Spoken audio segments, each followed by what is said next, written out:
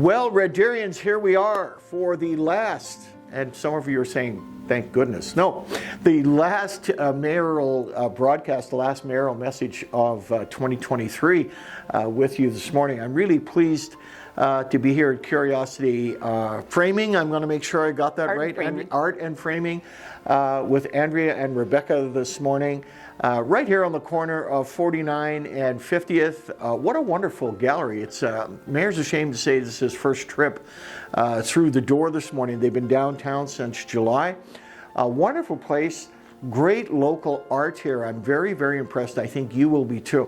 You know, I have to say, for that impossible to get for person, I don't think you could have landed on a better space than a nice piece of art. It's just amazing, especially when you're supporting locals. So good morning, Andrea. Good morning. Great to be with you and the team this morning. And so let's get started. Let's see where we're at.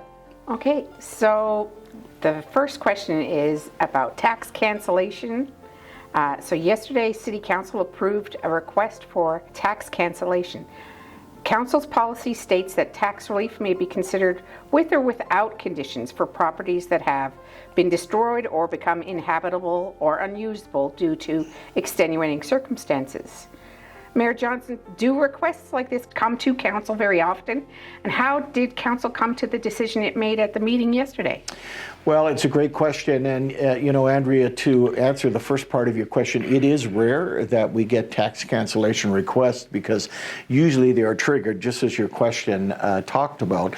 They're triggered by events that make properties inhabitable or subject of a disaster, you know, those kinds of things. Unfortunately, we don't have too many of those. In this particular case, we had a property that suffered a fire and became inhabitable for a portion of 2022. So typically what happens is our tax assessors will say that property owners are eligible for a tax cancellation if they suffer a loss like this. And in this particular case, you know, going to the last part of your question, how did council arrive there? Well, there was a I would say several extenuating circumstances. The major or most material was there was no fire insurance on this property, and it suffered a fire. And I mean, I'm a lay person, obviously, but I would say it was a total loss, you know, from a structural perspective. So very unusual. We get these requests, and council arrived at a decision yesterday after administration brought some recommendations around what would be essentially the best route from a financial perspective to go through. So typically the city would look at a property that's become derelict or abandoned or whatever, and there's a long process that goes through there, which is a costly process as well.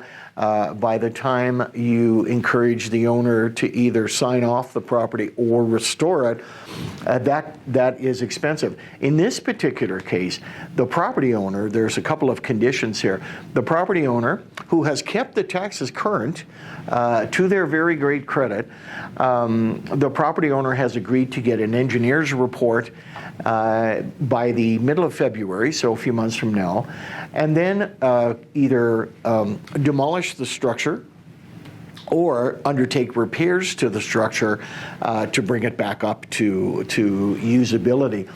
So I think the community wins. I'll be frank, and it's not a surprise to anybody that tuned into council yesterday or read the local media this morning will know that I did not support this particular item, nor did three other councillors. So it was a 5-4 vote.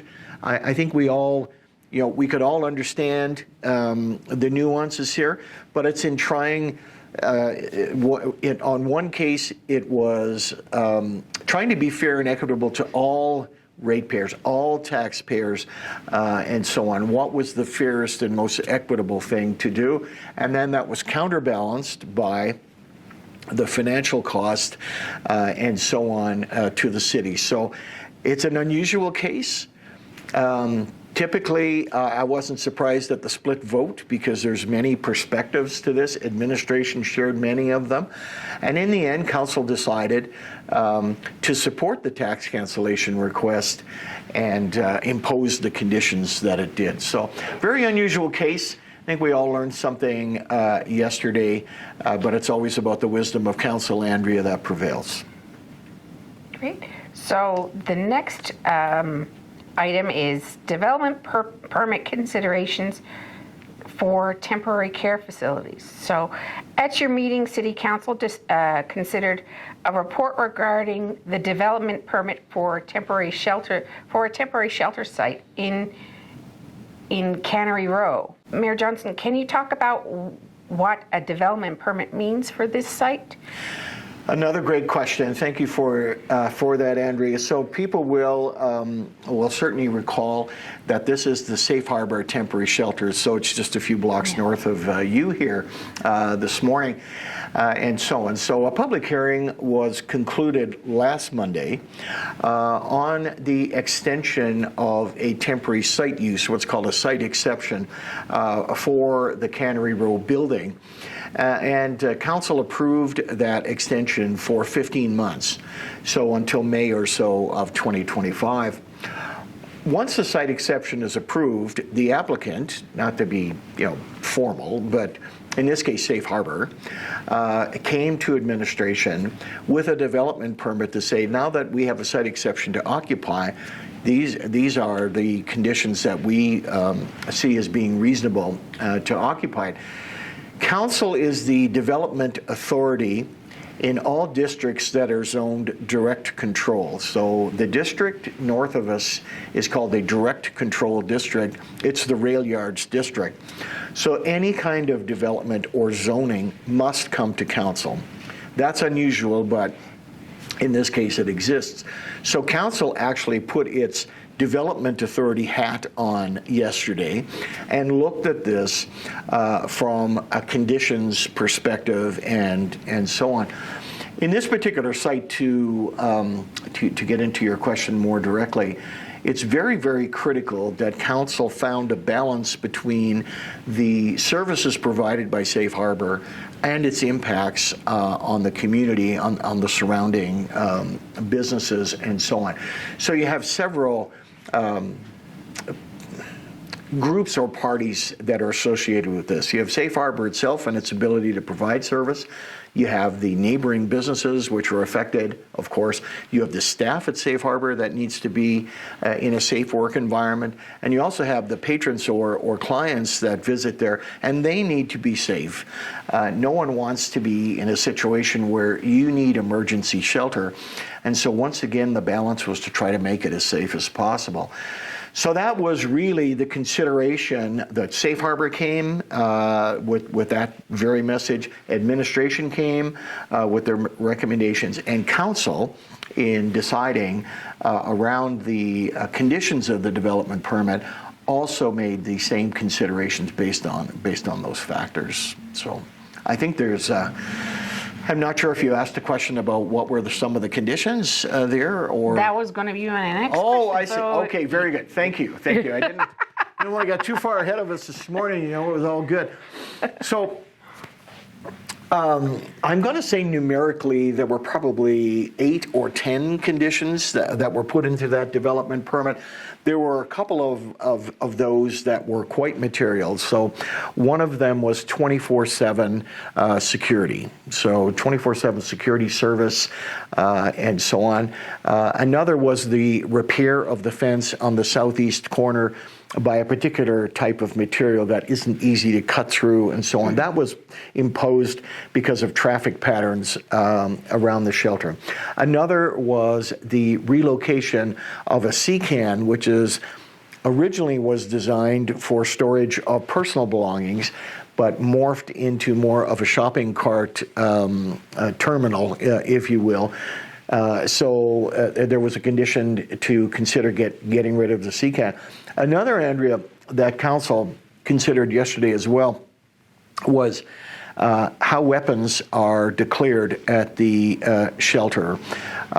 We learned from Safe Harbor yesterday that most people accessing shelter have a weapon of some kind because they fear for their personal safety. Not necessarily they want to be aggressive in using it, but it's a deterrent for their personal safety. So we asked Safe Harbor to examine how they were going to deal with weapons at the shelter. A good news piece, I think, for the community and for Safe Harbor yesterday was provincial funding has come to Safe Harbor to expand its washroom capacity and the ability to construct some walls for some more privacy and all of those things. A major drawback in a shelter like Cannery Row is there is really no privacy. When you go in there, you lose all aspects of privacy, which tends to elevate people's concerns and so on. So it was yesterday, as I said to council, it was sight lines. So in other words, the ability for staff to be able to see what was happening and react to what was happening. It was about sighting. So in other words, what is actually on the site that was critical, and security. So the conditions very much fell into those three categories. So was there anything else from council's meeting yesterday that you'd like to mention? Well, as always, Andrea, there's no lack of topics. When council sits down and takes a look at things, and it was that kind of day yesterday. But really, I think in closing off the year, especially closing off the year in such a wonderful premises as yours this morning, I usually sign off with our good viewers. And what council expressed yesterday was, we're down to about a week before Christmas now. This is crunch time for so many agencies, a crunch time for so many folks that, for example, the Salvation Army, the Christmas Bureau, the Food Bank, and so on. There are folks that are really hurting in our community. And council wanted people to be aware that, hey, if you're able to give or to donate or even to do some volunteer work, please do that. And so on. So we left, I think, council on a very, very good note yesterday, on a good note of optimism for 2024. So in signing out today, folks, yes, it's hard to believe that a week from now will be Boxing Day. So let's take advantage of this week, get in contact with those folks that could really use your support, and support those folks in our community that have had quite a bumpier ride than you or me. And please do that. Enjoy the downtown. Come by Andrea's shop. That'd be awesome, for sure. And until 2024, Mayor Ken signing out saying, take care and Merry Christmas, everyone.